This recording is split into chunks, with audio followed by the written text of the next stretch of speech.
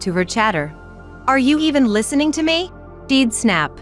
Busy with work, I had to listen to Natalie's endless, meaningless stories about her husband's complaints or her in-laws' snide remarks. I wanted to vent to Natalie too, but I couldn't dare speak ill of the in-laws. As soon as Natalie realizes I'm not fully engaged, she'd tattle to Ava and Harper. Then I'd get scolded by both Ava and Harper. "Just because she's your sister-in-law doesn't mean you can ignore her. You should at least listen to her. Such a mean spirit, bullying your weaker sister." They'd freely insult me. I wanted to retort, "Who's the mean one here?" But I didn't have the courage. All I could do was endure the long vacations and Christmases. Even when I was pregnant, the treatment didn't change. "I worked as usual the day after I gave birth," Ava would brag, expecting the same from me. I heard from Lucas that Ava had been badly harassed by her mother-in-law too. It seems she's intent on making me experience the same misery. I wish she would stop returning the ill treatment she received onto her daughter-in-law. Thomas was born in December, so that year, we didn't go to the in-laws for Christmas. "Why don't you go home alone?" I suggested to Lucas. He replied grumpily, "It's boring to go back by myself, so let's skip it this year." He informed me that year, the siblings didn't stay at the in-laws for Christmas as usual. They left immediately. Without me there, nobody could handle the meal preparations, so no one stayed overnight. But from the next vacation onwards, the hellish treatment at the in-laws returned. Now, I had to take care of Thomas while preparing meals and accommodations. When Thomas dirtied his clothes and I had to do laundry at the in-laws, "Since we're letting you use the washing machine, do our laundry as well." They started making me wash their laundry too. Seeing this, the sisters-in-law began piling their laundry on me as well. I ended up folding Ava's and her sister's laundry. Completely turned into a housemaid, they even dumped childcare on me. "Looking after 1 or 2 kids is the same. Please take care of my son," they'd say before leaving the newborn with me and going out to have fun with Ava and the family. Only Jackson stayed home, pretending not to notice anything and watching TV. I was shocked when even Lucas left with Ava and the others. From that moment, my affection for Lucas began to cool off. As I was taking care of the 2 babies, one of them would inevitably start crying. Then Jackson would explode in anger. "The noise is so loud, I can't hear the TV. Finally got rid of the annoying bunch, and I can't even watch TV in peace." Jackson, usually quiet in front of Ava and her daughters, didn't hesitate to complain to me. I hated his silent pressure on regular days, but him yelling like this was just pathetic. The men in this house only act tough when the women aren't around, then badmouth them behind their backs, especially Mason, who is amusing to watch because of his drastic two-faced nature. In front of Ava and the sisters-in-law, he's all smiles, serving food and drinks diligently. But when the women are absent, he's swapping nasty comments about their wives with Ethan. Not caring about how it affects me, his wife, they freely talk trash. "Why do we have to come here every vacation and Christmas? I feel the same. It's nothing but torture for us husbands. Moreover, just between us, my marriage isn't going too well, so next time I might not be here," they'd say, laughing uproariously, whether they're joking or serious. They don't care that I'm listening, the conversation escalates. "Honestly, my marriage isn't great either. My wife is too domineering, always looking down on me." They glanced around, and seeing it was just me, they began whispering. "My wife is just like her mother. Thinking about her getting even tougher with age is dreadful." Daughters do resemble their mothers, don't they? Recently, even her face is starting to look like her mother's, and it's creepy. Both of them were rolling on the floor, laughing at their own words. I began to wonder if Lucas also talked badly about me when I wasn't around.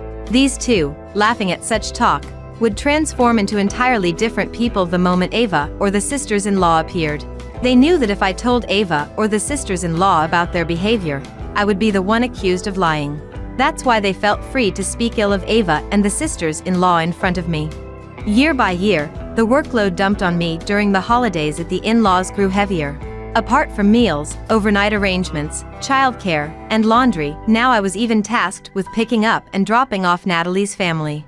During a meal right before everyone was about to leave, "I'd like a beer, but I have to drive home, so maybe I should refrain," Mason mentioned. Hearing this, Ava chimed in. "From next time, let's have Olivia pick you up."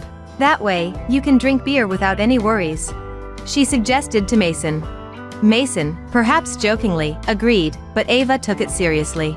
No, you don't need to go that far, he said. But cutting off his words, Ava commanded. From now on, you will do the pickups. No one dared to object. In the car back home, even I, usually restrained, lashed out at Lucas. I'm already cooking, arranging accommodations, taking care of the kids, and even doing everyone's laundry. Now I have to do pickups too. Lucas, taken aback by my anger, was at a loss for words. Is there no limit to harassing your wife? How much more do they want to exploit me? My anger was justified. The in-laws' house was in a snowy region, making Christmas visits challenging. Natalie's house was a 2-hour drive one way, but in heavy snow, it could take nearly double that time. I knew Ava would expect me to finish cooking and then go pick up Natalie's family. Exhausted and asked to drive in such conditions was absurd. I'm not accustomed to long drives, and surely Natalie's family would be terrified too. I was furious that Lucas, knowing this, didn't stand up to Ava. I'm cutting ties with your family. I won't see Jackson, Ava, or your sisters ever again. I didn't want to see Ava or the sisters who did as they pleased. Hoping to calm my fury, he responded with a forced smile. Totally fine. I'll let Mom and everyone know, so don't worry.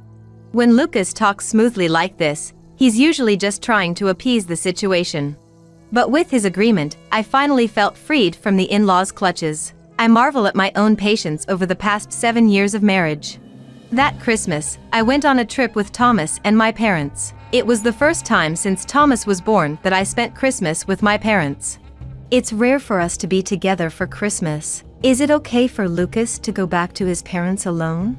Having shared my in-laws' harsh treatment with them, my parents were surprised by the trip. It's okay.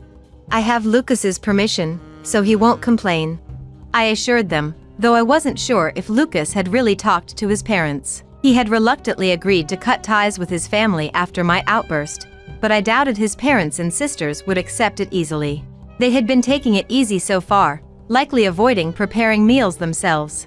However, they probably thought they could easily buy meals from the supermarket, so I assumed they weren't too worried. My parents, seeing their grandson Thomas after a long time, were overjoyed, and Thomas seemed to have fun too. When we visited the in-laws, I never had time to pay attention to Thomas, and I realized he must have felt lonely. Watching the three of them having fun, I completely forgot about the in-laws. Then, in the lobby of the luxurious hotel where we were relaxing, a familiar man walked in with a young woman on his arm. He resembled Mason, but he was supposed to be at the in-laws. The more I looked, the more he seemed familiar, and it appeared he noticed my stare. The man made a surprised face and quickly turned away. Likely because he was up to something shady. I pretended not to see and averted my gaze from the man. Just then, I received a call from Lucas. Hello, what's up? Please, can you come to the family home right now? It's chaos here, nothing is prepared. Haven't we agreed that I wouldn't go anymore from this year? I wasn't surprised, I had expected something like this. I did mention it, but it seems the message didn't get across. He replied. I figured he hadn't really talked to his parents. I had already informed them that I wouldn't be able to pick up Natalie's family.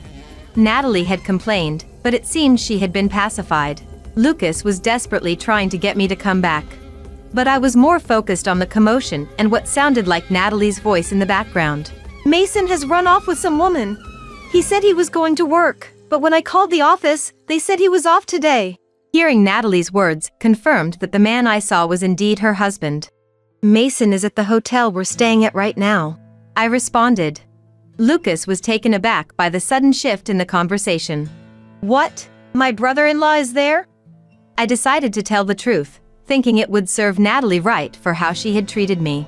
Natalie must have heard Lucas's voice, as she snatched his mobile phone and started shouting at me. Mason is there! Where are you right now? Natalie screamed, almost rupturing my eardrums. Young and beautiful woman, high-class hotel. I replied. Next, Ava grabbed the phone and started yelling at me. How dare you go to a hotel on your own? You think that's acceptable? Even though they're shouting at me loudly, I can hear them. I've discussed this with Lucas. I have his permission to not associate with you anymore. I replied, deliberately provoking her. Ava started screaming something incomprehensible. Then Harper snatched the phone. "We can't even have a meal without you. Please, somehow come back," Harper said, unusually polite, but I knew she only spoke like that when in trouble. In the background, Emma, Harper's ill-natured daughter, yelled, "Olivia! Hurry up and prepare the meal!" I couldn't help but laugh, realizing she was just echoing Harper's true feelings. The in-laws' house seemed to be in such a frenzy that I just hung up the phone. Since I had set my phone to reject calls, I didn't know what happened afterward until Lucas returned home. Seeing Lucas's reaction upon his return, I was prepared for the possibility of divorce. Worst case scenario, I was ready to make a life for Thomas and myself as an office worker. When Lucas returned from his parents' house, he apologized profoundly. "I now understand how hard it's been for you all this time. I'm truly sorry." Lucas had been burdened with preparing the Christmas meal, doing everyone's laundry, and taking care of the kids, especially Natalie's child, throughout the holiday. Natalie, after hearing from me about the affair, had tracked Mason down to our hotel, apparently catching him in the act. Indeed, when we were leaving, the hotel staff seemed flustered, and there was talk of a quarreling couple. Perhaps that was her. Everyone had complained about Lucas's cooking, having never done it before, and, fed up with their nasty remarks. "I'm cutting ties with this house too. I'm never coming back," he snapped. It seems Lucas has declared cutting ties as well. Hearing Lucas's declaration of disconnection, I felt relieved and confessed, "If you hadn't decided to cut ties with your family, I was planning to divorce you."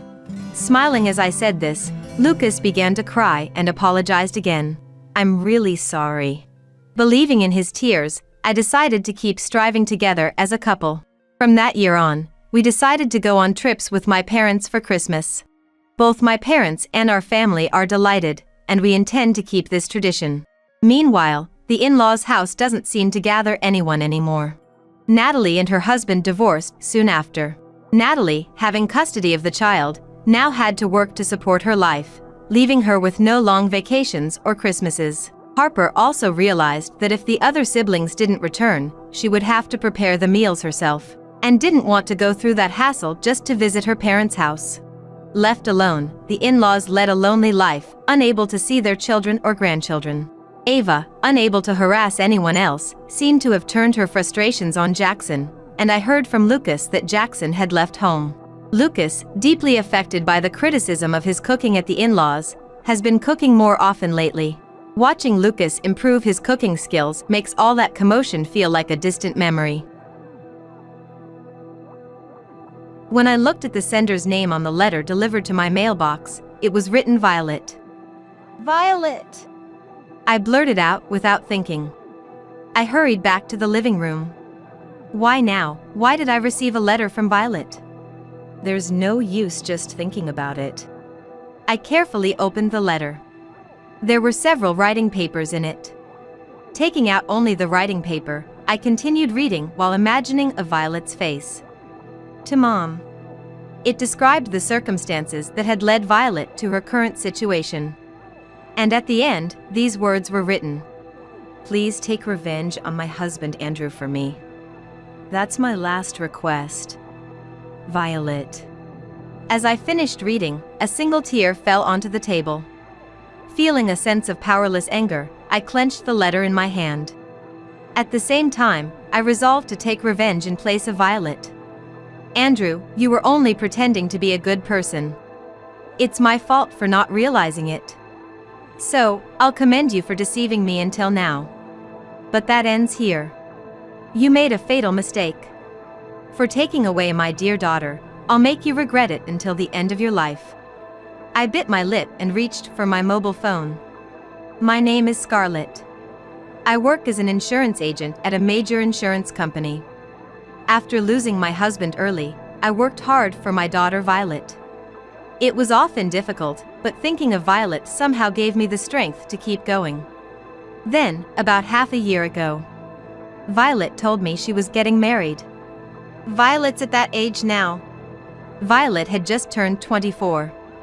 Now that I am 53 years old, I was feeling my age more and more.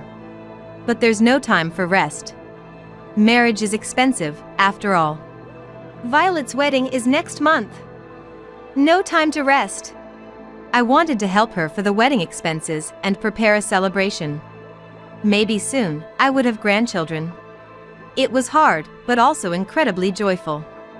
But misfortunes come in times of happiness. That day, the phone call I received was just the thing. Wah, Violet's. The caller was a police officer.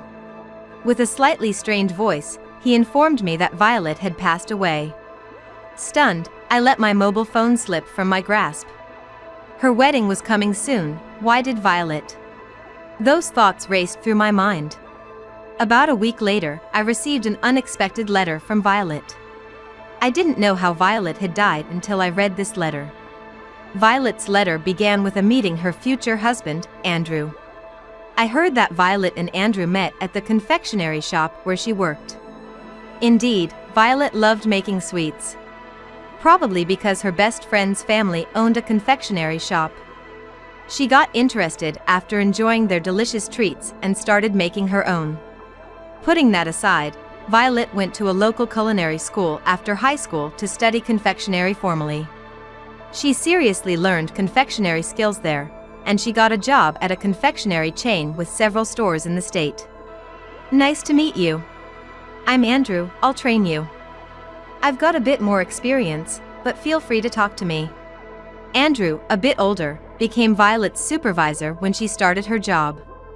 Turns out, Andrew was the son of the president of the confectionery company that owned the shop where Violet worked. Incidentally, whenever Violet was scolded by other pastry chefs, Andrew quickly defended her. She's new, there's no need to be so harsh. Of course, everyone knew Andrew was the president's son.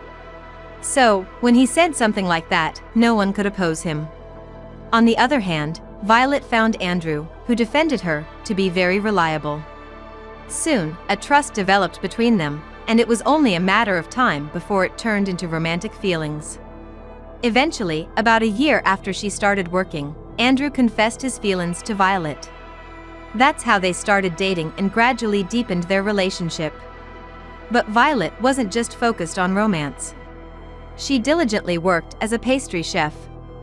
During work, she followed the instructions of Andrew and her superiors, and after hours, she practiced to improve her skills. Sometimes Andrew would join her for practice. It seemed those moments were important in strengthening their bond. By the time they started dating, Violet had become a competent pastry chef. But all of this was part of Andrew's scheme. Violet only realized this after they started dating. Time passed, and a few months ago, Andrew approached Violet with a proposal. Violet, a sweets exhibition will be held in 3 months, right?